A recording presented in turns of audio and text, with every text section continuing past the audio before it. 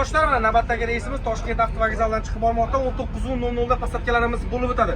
O'shaning uchun ertaroq kelib biletingizni olsangiz bo'ladi va onlayn tarzda bilet xarid qilsangiz bo'ladi. Qanday? 93lik 158 80 nomerlarni qoldirib qo'yganmiz va 8966 270 55 55. Telefon qilinglar, bemalol pasportingizni Telegram, WhatsAppdan tashlab, joyingizni aytsangiz, joyingizni egallab olsangiz bo'ladi. Mana bir ikki og'iz suhbat qilib ko'ramiz. Assalomu alaykum. Aka, qandaysiz? Yaxshimi? Qayerdasiz?